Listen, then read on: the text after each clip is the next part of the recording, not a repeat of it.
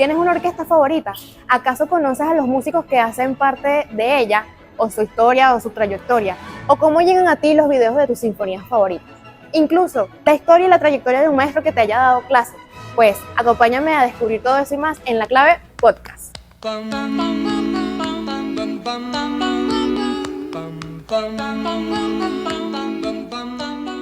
Hola y bienvenidos a una nueva entrega de La Clave, el podcast. Mi nombre es Oscarly Rivas y en esta oportunidad tenemos el placer de tener a dos invitados súper especiales, Kendi y Luis, quienes son miembros de la fila de contrabajos de la Orquesta Sinfónica Juan José Landaeta. En esta oportunidad nos van a contar acerca de su trayectoria en el sistema. Bienvenidos, muchachos. Vamos a empezar con Luis, que nos cuente más o menos cómo fue esa iniciación musical de esta trayectoria que lleva años. Bueno, yo inicié en el núcleo San Agustín,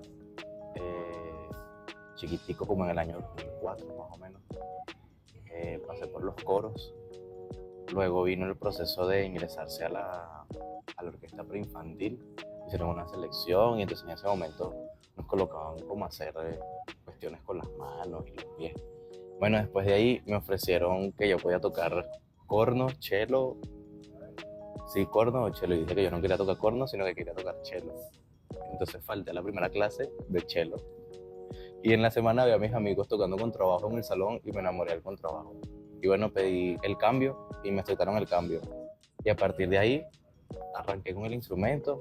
Gracias a Dios en ese momento teníamos dos profesoras de contrabajo en el núcleo, era la profesora Mariela y Milene. Entonces los fines de semana, los sábados, veía clase individual con la profesora Mariela y en la semana veía mis talleres de la orquesta infantil con la profesora Milene.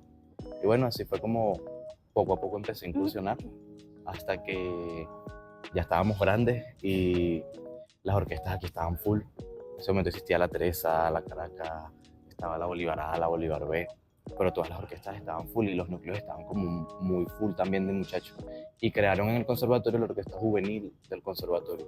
Entonces reunieron como los principales núcleos del distrito capital, que eran en ese momento Sarria, Montalbán, San Agustín, y entonces nos llevaron a todos a ese, nos juntaron. De hecho, el primer encuentro fue aquí en la sede. La sede está muy nueva. Y de ahí arrancó la orquesta del conservatorio hasta que un día, en el año 2012, que fue en febrero, hicieron una audición así fantasma, la mandaron de la Juvenil Caracas y estaban Dietrich, los principales de ese momento que eran Patón y Abraham, y de ahí prácticamente me sacaron de lo que es el conservatorio y caí aquí en la tarde a un ensayo general. Fue muy loco ese día, pero así fue como llegué aquí, a este edificio. Bueno, mis inicios fueron en Montalbán. Empecé por allá en el año 99. Me acuerdo que inicié con trompeta, yo no tocaba con trabajo. Inicié tocando trompeta. Al principio no conocía ningún instrumento, así que yo qué buena la trompeta. Era lo único que me sabía, y el violín, pero tenía la mano muy grande y no podía tocar violín. Entonces la trompeta. Me gustó la trompeta, toqué como un año más o menos, primero nos daban que sí, lenguaje, no sé qué, y viendo los ensayos de las otras orquestas, empecé a ver el contrabajo. Yo dije, ese instrumento me gusta, pero yo pensaba que se llamaba cello, y yo le decía no, yo me quiero cambiar para cello. Decía, no, pero es que el cello no, mejor que toques trompeta, me decía la profesora. Maribel Llamosa se llamaba ella. Bueno, al final como que yo insistí, no, a mí no me gusta la trompeta, me gusta ese instrumento, yo quiero ese. Hasta que una compañera me dijo, no, es que ese no es el cello, ese es el contrabajo. Y yo, no puede ser, y yo toda la vida llamándolo cello. Entonces, bueno, hablé con la directora, yo siendo una niñita, me acerqué a la directora y le dije, yo no quiero tocar trompeta, quiero tocar contrabajo. Y empecé a fastidiarla todos los días hasta que me cambiaron. Bueno, ya, mira, aquí está el instrumento, cámbiate para el contrabajo. Se salió una niñita, me acuerdo que no había instrumento. Cuando se salió la niñita fue que yo pude tocar contrabajo. Y empecé en una orquesta que se llamaba La VAC, creo que era algo así, no sé, no me acuerdo. Bueno, era en Montalbán. De ahí, estuve un tiempo allí, luego estaba la infantil de Caracas ensayando allí en Montalbán.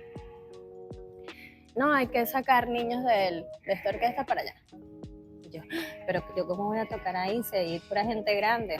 Me acuerdo que el concertino era Jesús, o sea, entre la gente grande estaba Jesús y ya en esa orquesta, imagínate. Y yo, no, yo qué voy a hacer en esa orquesta si yo estoy chiquita, yo de broma le llego al contrabajo.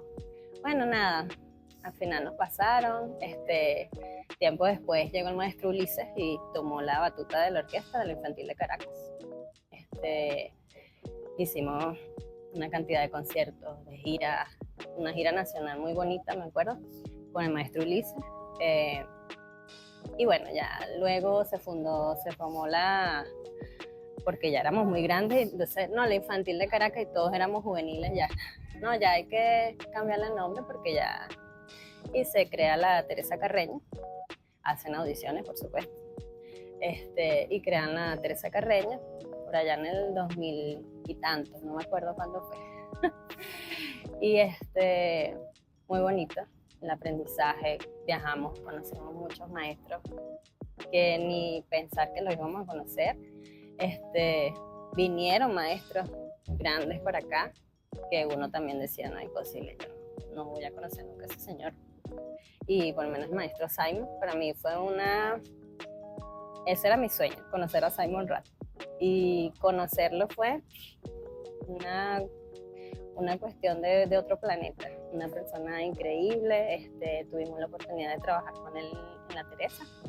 De hecho, hicimos un concierto en una de las giras, un concierto allá en Berlín con él, porque él insistió en que él quería dirigir la orquesta. Y fue mágico, por supuesto.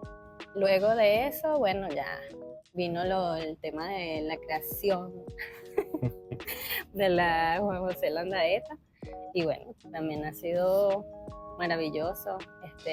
Hemos visto y hemos ayudado a muchas personas a crecer. Y yo me siento feliz por eso. Nosotros mismos también hemos crecido muchísimo. Nosotros mismos hemos crecido muchísimo. Y han salido muchas personas de nuestra fila con un alto nivel a otras a representar en otras filas. Y eso no, por lo menos en lo personal me llena de orgullo. Ay, me encanta.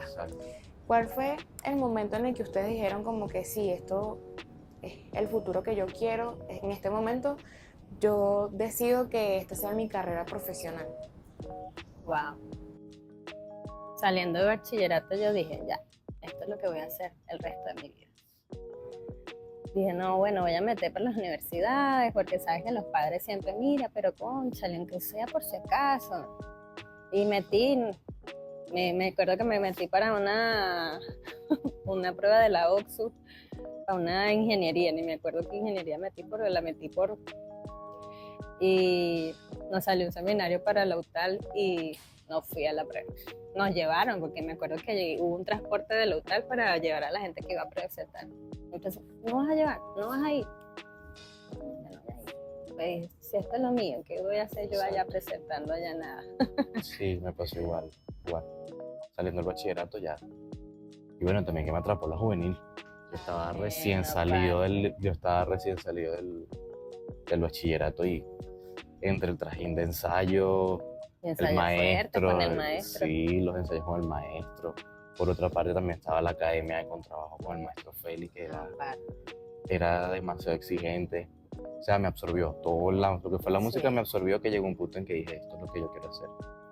Y sí, era muy fuerte. En las mañanas con Félix, después en la tarde talleres de fila con los principales. En la noche llegaba el maestro. No veía llegar el carrito azul y ya uno sabía que tenías que correr a sótano 3 porque ya era el ensayo con el maestro. Y de ahí salíamos tardísimo. Ya venía él con su tacita de café. Ya venía con la tacita de café y la bolsita de platanito que no podía faltar en el atril. Era increíble. Sí, fue muy Y la fino. Energía. Su energía era magnífica. O sea, tú podías estar cansado, pero él te sacaba la energía no sé de dónde. Sí, no, eso era indescriptible. Cuando ya la orquesta eran las 11 de la noche y estábamos tocando ya la segunda vez, por segunda vez la sinfonía. Y de repente cuando ya el maestro veía que íbamos palo abajo, el maestro se paraba, pero era increíble. O sea, sí, en las sillas a veces le costaba. Y llegaban así como las personas que lo ayudaban, la seguridad de él, y así como para tratar de levantarlo, y él se les batía y le decía, y se levantaba. En lo que el maestro Sí, se yo levantaba, sí, yo puedo, así, tal cual. En lo que el maestro se levantaba, la orquesta todo era otra vez, ajá, se paró el señor. Y se le paraba al lado a Dietrich. Y entonces Dietrich también se le paraba al lado y le hacía a Dietrich así como gestos de que acomodara la postura. Y entonces tú ves a Dietrich. Sí. Sí, Y entonces sí, con la mano le daba en la espalda casi que el tempo de la orquesta y le empezaba y que... y la orquesta, ay Dios mío. Sí. Y empezaba a marcar entradas en la orquesta así con el brazo súper tenso. Pero no, era una inyección de energía que el señor estaba mandando pues. exacto. Y era increíble, increíble. Y bueno, esos ensayos terminaban a las 12, 1 de la mañana y al día siguiente tenía que estar en el Salón 6 con Feli a las 9 de la mañana. Era un trajín muy fuerte. Sí. De hecho, nosotros nos preguntamos a veces cómo hacíamos. Sí, porque ahorita que estoy cansada. Sí, sí, un ensayo doble tanto y salimos aquí ya arrastrando los pies. Claro, porque a veces la gente no dimensiona que no nada más es que "Ay, tengo un ensayo en la orquesta", que son muchas cosas que hacen vida capaz en el mismo lugar y ay, ¿por qué sales tan tarde de allá? Y uno, clase individual, clase No, y mucha teórica. gente te cuestiona, porque hay gente que, tú eres música y ¿qué más haces? Y uno así como que si tú supieras lo que yo. Exacto. pero bueno, O si no te claro preguntan, ¿y no tocas más nada? eso, y yo ni que, ¿Y qué más tocas? O cuando terminas la carrera, cuando te gradúas, Sí, ¿cuándo vas ¿verdad? a dejar de tocar? Sí. no, esto no se termina, de hecho siempre tengo que estar estudiando porque si no me sacan. O si no hay familiares que tú le dices, no, que voy a tocar, por ejemplo, Quinta Tchaikovsky. Pero eso ya tú lo has tocado, eso te lo sabes. Y uno y que, bueno, hay Bueno, pasajes fíjate, hay cosas que tengo que volverme a tengo que estudiar. seguirlas estudiando porque no sé qué toqué la última vez.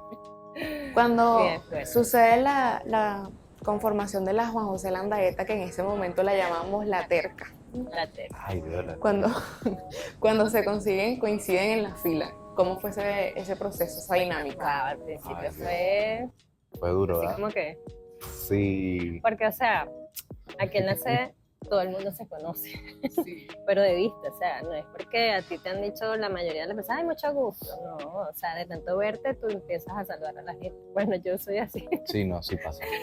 pero una cosa era que yo sepa, bueno, él toca con trabajo, Ujú. pero otra diferente era que te pusieran con Convivir esa persona en el el atril, ¿sabes? Ujú. Wow, ya era otra cosa como que, Sí, ¿quién eres? Sí. sí, es extraño. Al esa principio parte fue es extraña. extraño, no voy a decir, ay, no, normal, No. sí, al principio fue extraño. De hecho, hicimos Alpina, ¿te acuerdas? Hicimos Alpina, el primer sí, fue concierto. ese concierto. El primer concierto fue Y de Alpina. hecho, eso que ustedes mencionan se sentía en el público. Y sin embargo, se logró una Alpina Sí, decente. o sea, para hacer dos orquestas totalmente diferentes, yo sentí que, oye, que salió muy bien en comparación a otras cosas que han pasado. Y pero el tema del live, Sí, voy a tocar con él. de la Sí, convivencia. sí, fue un poquito duro Sí. al principio. Eso me interesaba entrevistarlos a ustedes y de paso juntos, porque creo que en su fila es lo único que se mantiene como esa misma corriente de que ustedes vienen desde antes, dos orquestas diferentes, después los unieron y ahora somos todos una misma orquesta.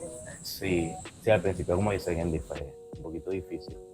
Sobre todo porque en ese momento, entre las cosas que no se comentan, pero sí siempre supimos o se sentían, era como esa riña entre la Caracas y la Teresa. Sí, Que era una riña tonta. tonta, porque no tiene otras palabras. O sea, era una...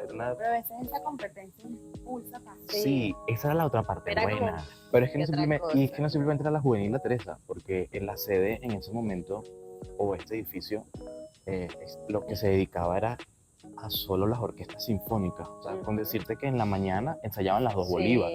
Ya nada más tener dos Bolívar ahí, que tenés a tus maestros, los chamos jóvenes que te representan en el mundo con Gustavo, y ya en la tarde venían las orquestas juveniles, que aparte también eran dos orquestas que se daban duro. O sea, era interesantísimo, pues. Entonces los fines de semana tocaba, por ejemplo, la Bolívar, después tocaba la Bolívar B, después tocaba la Teresa, después tocaba la Caracas, y cada concierto tú decías, y si lo venías a ver, ya el impulso era, epa, esto que está sonando, tenemos que pararnos y sonar, y llegaban también los maestros, que era, o sea, entre Ulises y Dietrich, también, Sí. llegaba Gustavo con la Bolívar, y después Gustavo agarraba la Bolívar A, o sea, era un derroche de energía increíble entre las cuatro orquestas. ¿Cómo se sienten ustedes de haber sido parte de esa época de oro y de seguir como desarrollando esa parte? Porque estando ustedes en la Landaeta, nos ayudaron mucho a nosotros con todas esas experiencias. Un privilegio, imagínate. Ya nada es igual. No, Y bueno, fue un privilegio, como te comenté antes, conocimos maestros de talla increíble, pues, maestro Vado, claro, la Teresa maestro tuvo la Simon, nosotros como contrabajistas tenemos a Klaus Stoll aquí, y dos eso veces. fue, o sea, amén, lo que él decía, o sea, increíble, porque tú decías en qué momento, o sea, tú lo veías y tú decías, de verdad este es el que toca ahí en el video, De que me he visto Berlín. como 1000 sí, veces, o sea, cosas así, pues, Claro. que Sí bueno, pasa, ojalá que sí pasó. tengamos la oportunidad nuevamente de tener tantas personas así importantes aquí, pues, porque eso nos ayudó muchísimo a nosotros a crecer, a aprender, A tener un criterio. madurar y a mejorar nuestro criterio musical. Sí, la Landaeta ha sido todo un reto. O sea, después de todas las glorias pasadas, que evidentemente es lo que ha hecho la historia del sistema, porque el sistema es reconocido mundialmente no solamente por el trabajo que se hace aquí, sino por todas esas orquestas que fueron. Claro, la Bolívar era siempre la Bolívar ha sido la cara artística del sistema, pero los viajes de la Juvenil y de la Teresa también dejaron mucho nombre de lo que somos los venezolanos como músicos. Y luego se empezaron a ir muchos músicos, llegó la Terca, después nació la Landaeta, y bueno, fue como volver a colocar bloquecito por bloquecito. Sí, como empezar de cero. Desde cero. Y bueno, nosotros tuvimos que, por lo menos en mi caso, reinventarme mucho. Primero por la responsabilidad que tengo en la fila y porque ya los tiempos son cambiantes y las generaciones son otras. No puede ser el mismo trato o la misma formación que tuvimos nosotros. Siempre sacando con una pinza ciertas cosas, pero no puede ser el trato o la misma formación como la tuvimos nosotros en su momento, porque Que ya fue dura, que además. fue muy dura. Entonces, Porque había mucho talento. había mucho talento. No quiere decir que ahorita no lo hay.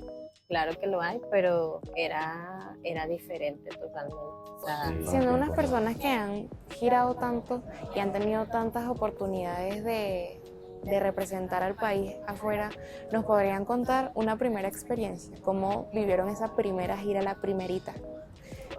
Cónchale. bueno, en mi caso, yo la primera vez que salí del país, recuerdo que en el primer concierto fue muy emotivo para nosotros, en Bonn, en Alemania. Y fuimos al festival Bonn, en Alemania. De Beethoven. El de Beethoven. Claro. Y cuando nosotros terminamos de tocar, que salimos al intermedio, había una energía tan increíble en el concierto, todo el mundo estaba, yo me acuerdo, yo no sudo, o sea, yo sudo lo normal de una persona, pero yo me acuerdo que todo el mundo salió sudando, pero, o sea, no era solo el sudor de que te esforzaste por tocar, sino que los nervios, la cuestión de que estabas ahí, de que no lo podíamos creer, que ya por fin habíamos salido, tal. Cuando tú sales al intermedio, que ves los atrileros, los coordinadores, todos llorando. Chama, yo dije, no puede ser esto, sí se hizo, pues, sí se pudo. Después de tanto, porque nosotros al principio también esperamos bastante para salir, para todo. Era un poquito complicado. Era complicado, siempre ha sido así.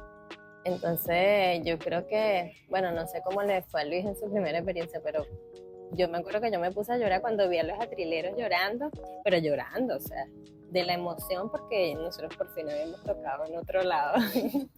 Ya no era en Montalbán ni aquí en la sede encerrados en Sótano 3, sino que era en otro lugar, y un lugar importante además de la música. Claro.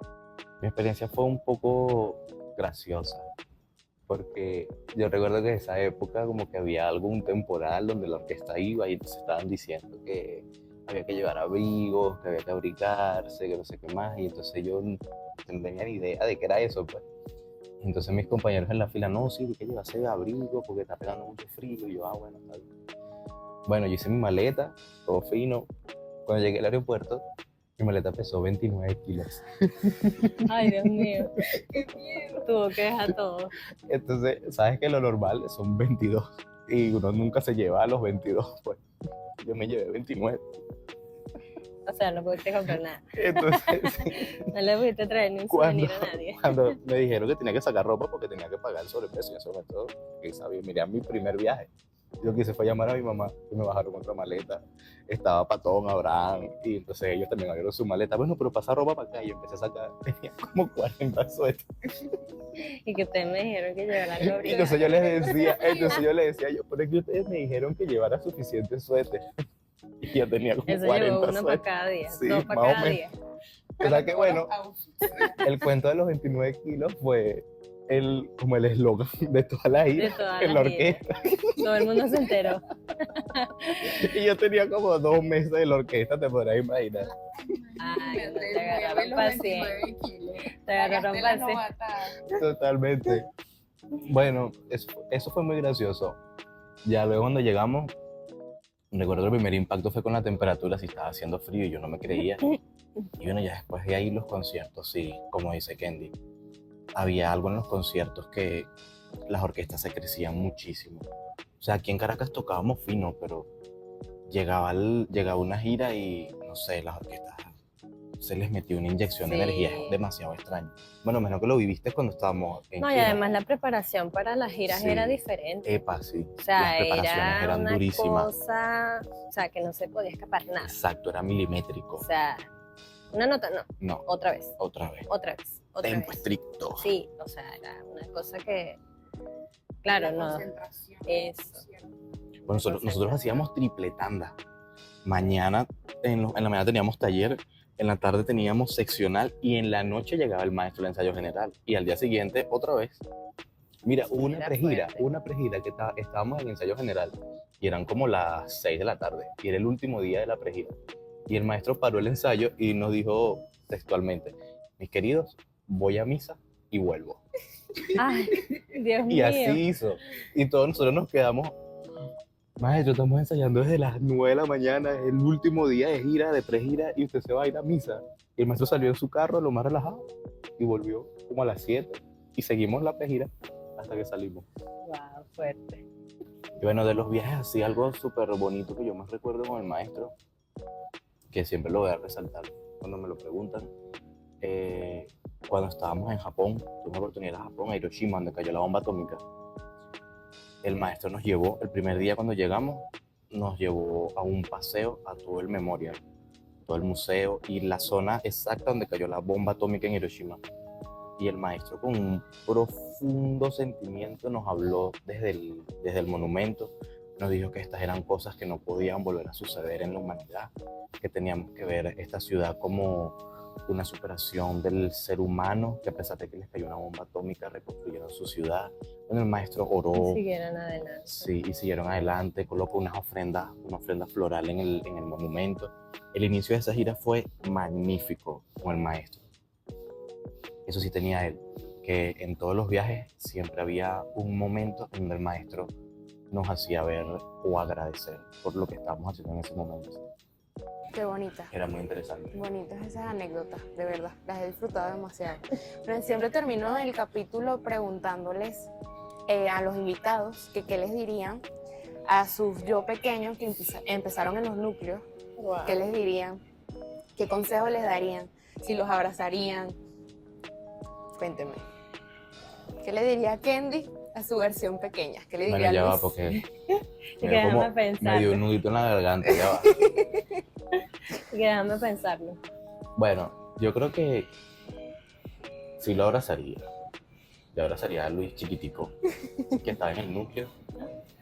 Y que cuando lo traían a ver los conciertos aquí en los autobuses, que no entendía nada, lo abrazaría y diría: tranquilo, que eso que estás viendo lo vas a tocar. Está bien, eso viene. Y que ahí viene. Sí, y le diría que tuviese mucha perseverancia, tranquilidad y que las cosas llegan.